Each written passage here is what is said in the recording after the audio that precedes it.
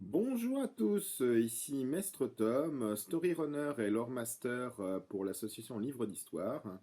Donc pour rappel, l'association a pour but la promotion de la lecture et nous offrons donc à nos lecteurs une série de contes à lire, voilà, dans l'univers des deux comtés que j'ai créés. Et puis, de temps en temps, comme pour l'opération Fairy Christmas de Noël, des contes audio. Je tiens d'ailleurs à remercier encore une nouvelle fois tous les comédiens de l'opération Fairy Christmas 1 et je remercie par avance les comédiens de l'opération Fairy Christmas 2 parce que nous recommençons à Noël. Donc pour Noël, vous aurez 8 histoires à écouter.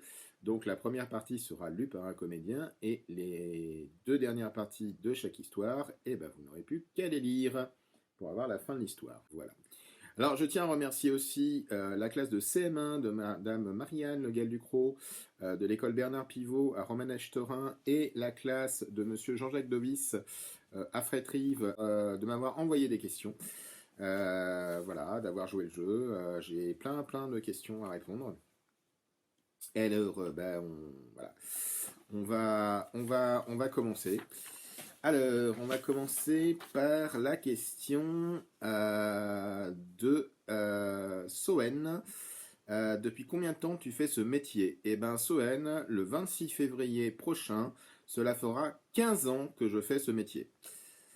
Morgane me demande qu'est-ce que tu aimes dans ce métier. J'aime tout simplement raconter des histoires, voir des étoiles plein les yeux de mon public, me sortir les histoires de la tête et partager mon goût de la lecture. Nous enchaînons avec la question d'Octave. Est-ce que ta saga s'adresse à des enfants? Alors, je répondrai bêtement laquelle, parce que mon cher Octave, j'ai écrit 7 sagas. J'en suis à près de 50 ouvrages publiés. Donc ça fait beaucoup. J'ai 7 sagas. Alors pour les enfants, pour les plus jeunes, ça va être la saga du Royaume des Deux Comtés chez Calac Édition. Donc ce sont des contes pour enfants, tout simplement. Donc là ça va de 7-8 ans quand vous apprenez à lire jusqu'à 12-13 ans. Après, je vais avoir ma saga Lux Quest en BD à partir de 10 ans. Je vais avoir après, à partir de 12-13 ans, ma saga Orobolan. Donc ça, ce sont des aventuriers dans un univers fantastique. Donc il y a une dizaine de tomes complètement indépendants. Donc chaque héros a son tome et l'histoire se termine à la fin du tome. Ensuite, nous avons la série Augustin Porte, voilà, donc qui parle du royaume des morts et de ce qui se passe dans la vie après la mort. Donc là, la série pour l'instant est en réédition. Ensuite, nous avons la série Octo Victoria, qui est pour les collèges, mais celle-là n'est pas encore, on est en train de travailler dessus, elle n'est pas encore sortie. Et nous avons les séries Ardalwin, dont le début est déjà paru, et la série Andon Island, qui sont en cours de parution, qui là sont des séries, donc thriller fantastique et thriller horrifique, qui sont des séries purement pour adultes. Voilà, donc j'écris pour tout le monde. Voilà, ça va, mes lecteurs ont entre 5, 6 pour les petits contes jusqu'à... Oula, on a dépassé les 100 ans. J'ai une fan, elle a plus de 100 ans. Est-ce que tu écris des romans, me demande Coraline. Bah oui. Voilà, j'en ai quelques-uns à mon actif. Combien de temps prends-tu pour écrire une histoire, me demande Mélinda. Alors Mélinda, ça dépend si j'écris un conte pour enfants ou si j'écris un roman pour adultes. Mais ça peut aller de 2 jours pour un conte pour enfants. Voilà, avec bon, si on compte la phase de correction, la correctrice et tout, bon, on va aller sur une semaine. Ça peut compter jusqu'à plus de 4 ans pour un roman. Mon premier, j'ai mis 4 ans à l'écrire. Donc ça dépend vraiment des histoires et ça dépend de la longueur, mais allez, en moyenne, je vais dire, je mets à faire à peu près 10 pages ordinateur par jour quand je suis en écriture. Alors, Afonso, combien de temps travailles-tu par jour sur tes histoires? Ça, pareil, ça dépend énormément. En fait, déjà, faut avoir les idées. Mais j'essaye de travailler au moins 2 heures par jour sur mes histoires. Est-ce que tu travailles en groupe, me demande Mélinda. Oui, je travaille en groupe, bien sûr. Donc, alors déjà, faut savoir, c'est qu'un écrivain n'écrit jamais seul. On a tout un petit monde qui est autour de nous. On a des correctrices, on a des relectrices, on a des bêta-lectrices et des alpha-lectrices aussi, ou lecteurs. En fait, ce sont des gens qui, alors la correctrice va s'occuper de l'orthographe et de la grammaire, la relectrice va s'occuper, voilà, vous imaginez, vous avez écrit un livre et puis à un moment du livre, l'héroïne, elle a une voiture bleue. Puis vous vous en souvenez plus, à la fin du livre, d'un seul coup, elle a une voiture rouge. Là, la lectrice va dire, je crois que tu t'es trompé dans la couleur de la voiture, là, vérifie. Voilà. Donc ça, c'est son boulot. Et après, on a les alpha lecteurs et les bêta lecteurs qui sont des lecteurs qui ne sont pas du milieu d'édition, qui sont des lecteurs qu'on choisit au hasard et à qui on va envoyer notre livre avant qu'il soit paru pour avoir leur avis, pour savoir s'ils aiment l'histoire, si, voilà, par exemple, on peut l'envoyer à des enfants. Et il y en a un, il va me dire, bah oui, tu l'avais prévu pour 8 ans, mais là je le trouve un peu compliqué. Bon, bah nous, on va le mettre pour 10 ans. Voilà, on va tester là-dessus. Alors, des questions, parce que et vous êtes que 2 écoles, mais alors des questions, il y en a.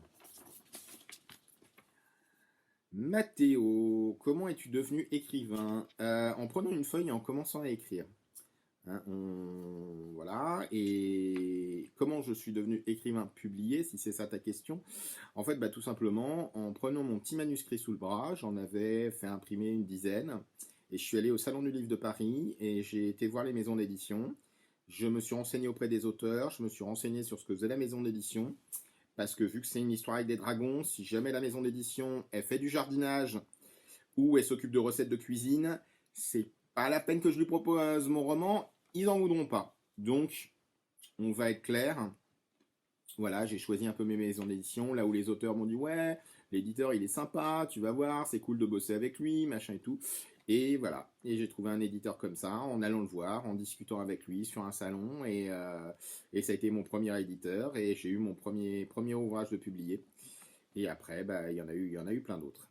Alors, Laura me demande, est-ce que c'est toi qui inventes l'histoire? Oui, toujours. Gaspard me demande, inventes-tu avant d'écrire ou est-ce que ça vient au fur et à mesure? On va dire ça vient au fur et à mesure, mais je sais toujours où je vais. Je sais toujours où je vais. Pour expliquer ça concrètement, si dans un roman, je vais de A à E, je sais ce qui se passe en A, je sais ce qui se passe en E. Après, là où je dis ça vient au fur et à mesure, c'est que je ne sais pas ce qui va se passer en B, je ne sais pas ce qui va se passer en C, et je ne sais pas ce qui va se passer en D.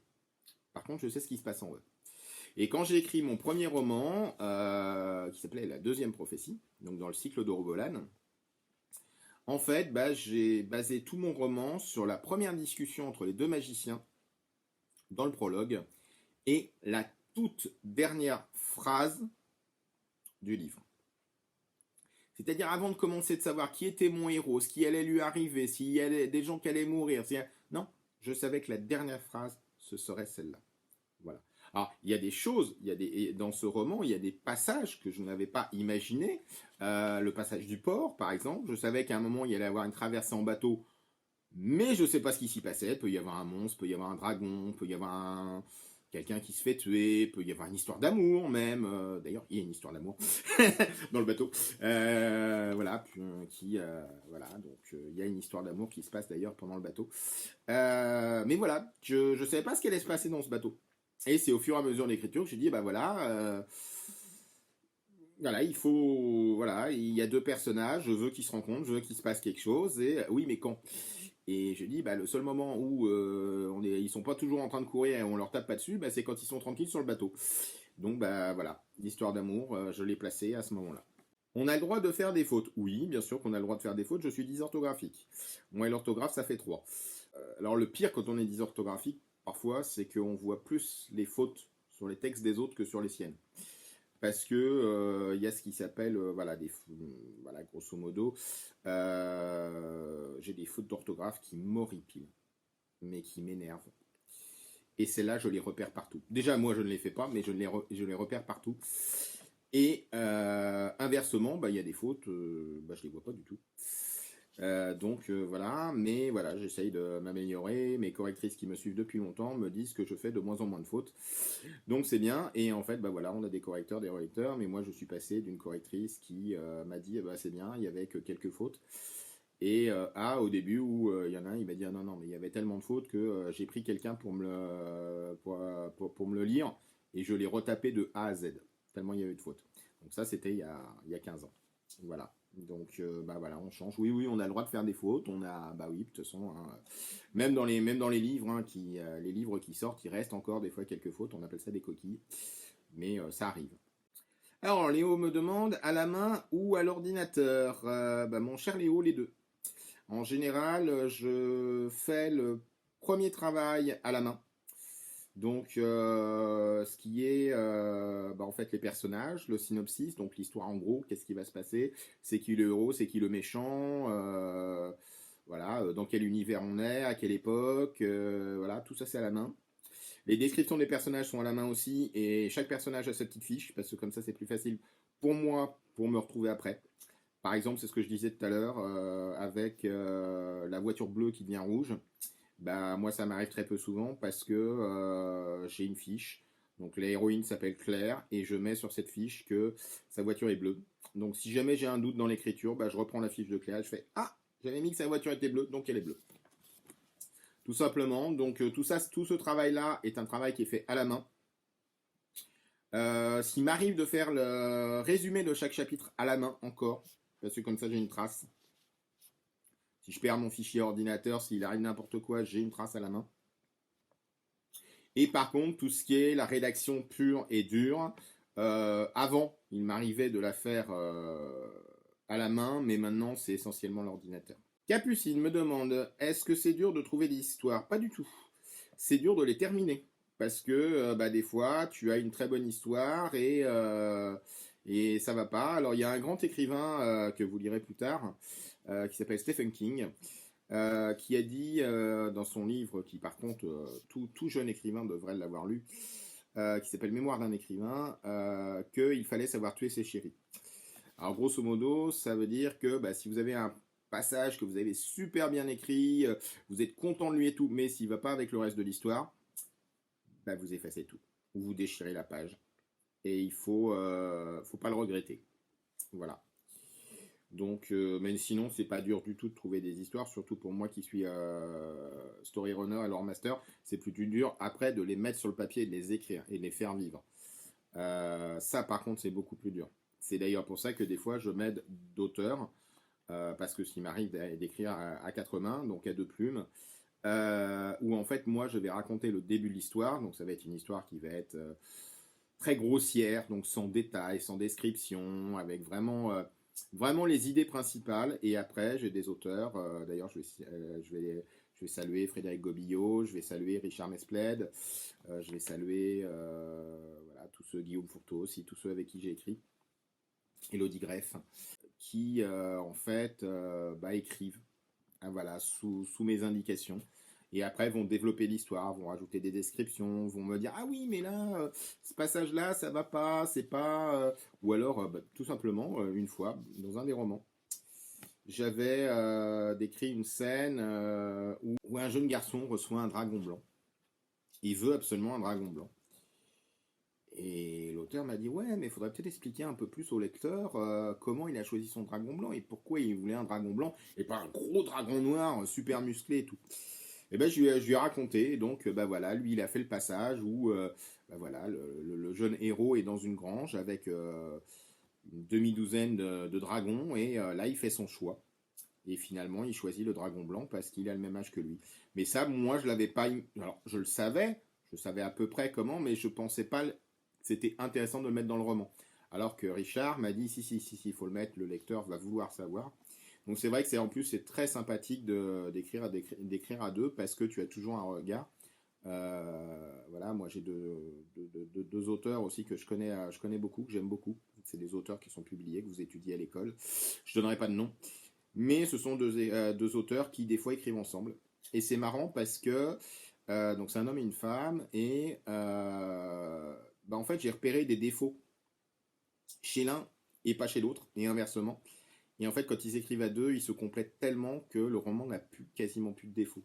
C'est génial parce que, et moi, avec mes auteurs comme Richard, je pense à Richard et à Elodie, qui sont des auteurs avec qui j'ai travaillé le plus, en fait, ce sont des auteurs, on se connaît tellement que moi, je sais où je peux les emmener et eux, ils savent comment me compléter et c'est vraiment génial de travailler en duo. Alors, combien de temps pour faire un livre? Beaucoup. Entre le moment où je mets le premier mot et le moment où le livre sort en librairie, il y a entre 2 et 3 ans. Voilà, donc faut savoir qu'il y a déjà une première phase d'écriture, après il y a la phase de correction, de relecture, puis après bah, il y a voilà, la mise en page, le fait de pouvoir faire le livre, le fait de trouver l'éditeur quand on ne l'a pas, donc ça peut prendre beaucoup de temps. Donc c'est vrai que ça prend énormément de temps, énormément de choses. Durant le métier d'écrivain, me demande, alors je suppose que c'est Angie. Alors, ce qui est dur dans le métier d'écrivain, en fait, c'est parfois de s'apercevoir que bah, finalement, les livres, des fois, sont chers et que nous, on n'est pas payé de grand-chose. Alors, je vais vous révéler quelque chose. Quand vous achetez un livre à 20 euros, moi, je touche sur ce livre 96 centimes. Voilà. Je touche moins d'un euro, vous en payez 20, moi j'en ai un seul. Alors après, il y a le libraire, il y a l'imprimeur, il y a l'éditeur, il faut bien payer les correctrices, les relectrices, celui qui a fait la couverture, le libraire, voilà, il y a plein de monde à payer. Mais moi qui ai inventé l'histoire, qui ai passé du temps à inventer l'histoire, à écrire l'histoire, je touche un euro. Voilà, je pense que c'est le plus dur dans le métier d'écrivain. Rémi me demande si mon père était écrivain. Eh ben non, mon père était magasinier et chauffeur routier, ma maman est comptable. Alors ma maman est la première lectrice, mon père a jamais lu un seul de mes romans. Donc ils ne sont pas du tout dans l'écriture et voilà, il n'avait pas du tout de... Voilà, je n'avais pas des parents qui étaient professeurs, bibliothécaires, ou des trucs, voilà, des métiers qui auraient pu me destiner à l'écrivain, non. Et pour tout vous dire, j'ai même pas fait des études d'écrivain, j'ai fait des écritures de scientifique et de communicant. Donc ce qui n'avait rien à voir avec l'écriture. Pourquoi as-tu voulu devenir écrivain? Bah, tout simplement parce que j'avais plein d'histoires dans la tête depuis tout petit et qu'au bout d'un moment je voulais les sortir, mais je voulais les sortir et aussi les partager avec les autres. Et avant de devenir écrivain, j'étais conteur. Parce que si ça fait 15 ans que je suis écrivain, ça fait plus de 20 ans que je suis conteur. Et j'avais ce besoin-là au bout d'un moment, je me suis dit, il va falloir que je commence à raconter les histoires que j'ai dans la tête, parce que sinon elles vont rester dans ma tête et ça serait bête de ne pas les partager. Et donc avant de devenir écrivain, j'étais conteur, donc voilà, j'ai toujours eu la grande passion des histoires. Faut-il faire des études pour devenir écrivain? Non. Par contre, ce qu'on aimerait bien, c'est des fois, c'est de se dire que faudrait rendre obligatoire les études pour devenir éditeur. Parce que des fois, il y a des éditeurs, voilà, ils oublient qu'ils vendent des livres. Pour eux, ils vendent des livres comme on vendrait des carottes. Et ça, c'est pas bien. Lilou me demande si je fais un brouillon. Alors, ça m'arrive. Maintenant, avec les technologies d'ordinateur, de moins en moins. Parce que c'est beaucoup plus simple. Voilà, il y a un passage qui vous plaît pas. Hop, un petit coup de souris, on supprime et voilà. Et puis en plus, ça a un avantage écologique, c'est que je ne gâche plus de papier. C'est-à-dire que le papier que je gâchais avant j'avais à peu près 2 à 3 bloc-notes. Alors vous imaginez les bloc-notes, là, les bloc-notes orange là qu'on voit, voilà. Donc vous prenez un bloc-notes à 4. Et un roman, pour moi, avant, c'était 2 à 3 bloc-notes, quand j'écrivais encore à la main. Donc ça gâchait beaucoup de papier. Donc maintenant, voilà, maintenant je fais l'ordinateur parce que voilà, ça gâche moins de papier. Alors, depuis quand es-tu écrivain? Bah, donc depuis que je suis publié, depuis 2006. Combien de livres par an? Alors ça change en fonction des années, sachant que 2020 n'a pas été une année super prolifique. Alors, maintenant, c'est au tour de Noah qui me demande ton livre le plus recommandé. Alors, si c'est le livre qui a le mieux marché, que les lecteurs plébiscitent le plus, alors, en lisible par les enfants, ce serait L'épopée du chien à trois pattes. C'est le livre qui a connu le meilleur démarrage, à tel point que mon éditeur a dû retirer, voilà, refaire un tirage à peine 2 mois après la sortie du livre. Voilà, c'est le plus comique et c'est à partir de celui-là où je me suis mis à faire des récits un peu plus drôles, en mettant un peu plus de clins d'œil, enfin que ça soit un peu plus évident. Voilà, c'est l'histoire de l'épopée du chien à trois pattes, c'est l'histoire d'aventuriers qui sont nuls, mais vraiment nuls. Pour donner un exemple, le voleur. Donc, je sais, c'est pas bien, faut pas voler. Le voleur, lui, pour aller cambrioler les maisons, il veut y aller avec son porte-bonheur. Et son porte-bonheur, c'est des bottes à grelots. Oui. Voilà, donc pour se faire repérer, il n'y a pas mieux. Donc voilà, ça donne à peu près le ton. L'aventurier, pour combattre un dragon, il a un couteau à couper le beurre. Parce que les dagues, ça pique et que les épées, ça coupe. Oui. Et le problème, c'est que le démon qu'ils doivent vaincre, c'est un vrai démon. Tout méchant et tout. Voilà. Donc vous prenez les pires aventuriers qui doivent vaincre le plus méchant des démons.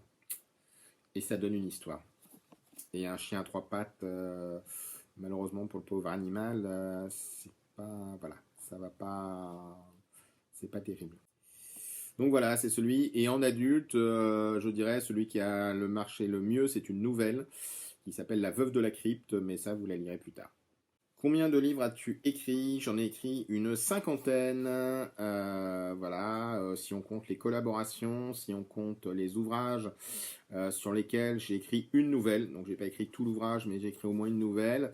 Donc, si on compte les ouvrages auxquels j'ai participé, les ouvrages que j'ai écrits moi-même et les ouvrages qu'on a écrits en duo, je suis à plus de 50 ouvrages. Alors, les dernières questions. Est-ce que tu t'inspires d'autres livres? Oui, mais pas que des livres. Mon deuxième tome, le deuxième livre que j'ai écrit plutôt, en fait, je me suis inspiré de musique. Tout simplement, j'écoutais une dizaine de musiques à l'époque, hein, j'avais 29-30 ans, j'écoutais des musiques. Puis je m'étais fait une playlist, et puis à un moment, je me suis dit, tiens, c'est marrant parce que de toutes ces chansons, il y a un thème qui se dégage. Et pourquoi ne pas écrire un livre qui, en fait, regrouperait ces 10 musiques-là? Et c'est ce que j'ai fait. Pareil, dans les contes de deux comtés, alors là, c'est encore plus évident. Les enfants me donnent des histoires connues, 3 histoires connues, et moi, j'en fais une quatrième avec les 3 histoires connues. Et pour le soleil, les contes du soleil levant, donc qui est l'un des tomes un peu spécial. Donc c'est l'histoire d'une princesse qui trouve un livre qu'elle ne comprend pas parce que le livre, ça commence par la dernière page. C'est écrit bizarre et puis il y a des gens qui sont habillés avec des robes de chambre. C'est voilà, ça parle de samouraï, de ninja. Elle comprend rien.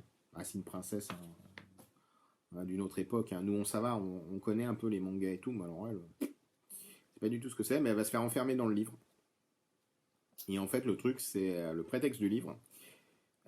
C'était un défi que m'avaient lancé des lecteurs qui étaient devenus un peu âgés. Et ils m'ont dit, bah ouais, mais est-ce que tu pourrais parler de manga? Et donc en fait, j'ai mélangé dans ce livre une histoire de manga qui leur plaisait avec un conte qui leur plaisait. Donc vous avez par exemple, je me suis inspiré de Dragon Ball Z et de Pinocchio. Ou alors je me suis inspiré de One Piece et de La Belle et la Bête. Voilà, donc il y a des mélanges, il y a la petite sirène aussi. Voilà. Donc voilà, il y a des. Voilà, je m'amuse des mélanges. Des fois, c'est des musiques qui me donnent des idées. Des fois, c'est juste une photo, un dessin. Et puis voilà. Puis voilà, un rêve aussi, beaucoup. Et puis ça part. Mais oui, je m'inspire d'autres livres. Alors après, j'ai une règle quand même qui est très importante. J'ai une règle, c'est que quand je suis en phase d'écriture, je ne lis pas pour pas être influencé. C'est-à-dire qu'à partir ou alors je lis autre chose. Je lis quelque chose de complètement différent. Par exemple, si j'écris un roman d'heroic fantasy avec des dragons et des elfes, je vais lire la vie d'Abraham Lincoln. Voilà, il n'y a pas de dragon, il n'y a pas d'elfe dans la vie d'Abraham Lincoln.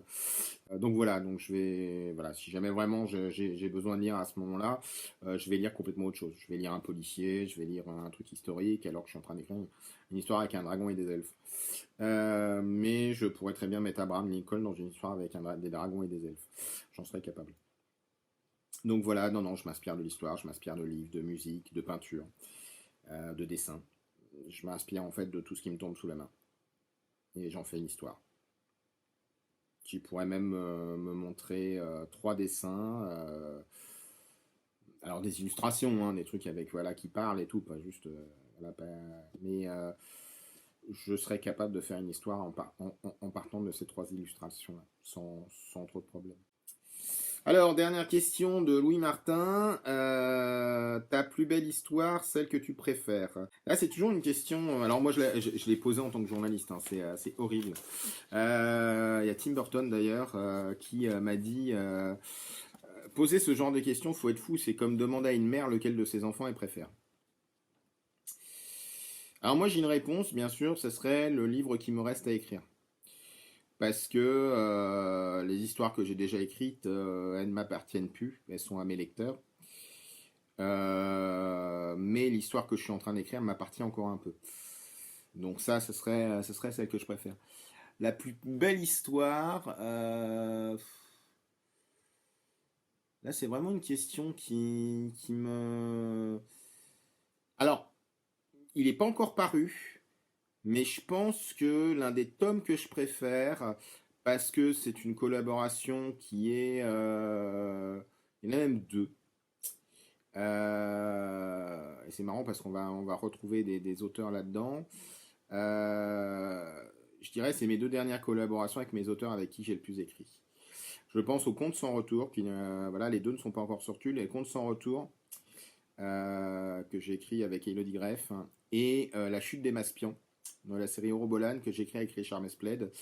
Déjà parce que La chute des Maspians, en plus, c'est la fin du cycle des voyageurs. Ce cycle des voyageurs a commencé il y a très longtemps. On l'a commencé en 2010, si j'ai bonne mémoire, par un roman que j'ai écrit avec Richard.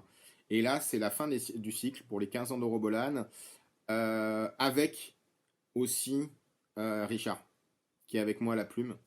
Donc, ce qui fait que ça permet de boucler le cycle, voilà. Donc, je pense que La chute des Maspians, c'est voilà, et Les Contes sans retour, parce que Les Contes sans retour, c'est une collaboration avec Elodie Greff, que j'adore beaucoup, que vraiment, je trouve sa plume géniale, et je trouve qu'elle s'est vraiment intéressée à mon univers, et que vraiment, elle s'en est imprégnée. Et la fin, c'est vraiment la fin, comme ça en plus, ça sera le dernier tome de lecture des livres des 2 comtés. Je trouve que la fin, c'est vraiment la fin que j'aurais imaginé, que j'aurais pu imaginer. C'est vraiment la fin qui résume tout ce qu'on a voulu montrer dans le royaume des 2 comtés. Alors c'est pareil, en parlant de fin, je terminerai là-dessus sur Octo Victoria, donc qui est la série sur laquelle je travaille en ce moment, qui est une série pour les collégiens, qui va parler d'un royaume fantastique où des héros de romans en fait sont là. En fait, il y a 8 tomes. Il y aura 8 tomes que je vais écrire avec d'autres auteurs. Je sais ce qui se passe au début. J'ai déjà le début. Mais surtout, j'ai la fin des 8 tomes. Je ne sais pas ce qui va se passer dans le tome 2. Je ne sais pas ce qui va se passer dans le tome 3, dans le 4, 5, 6, 7.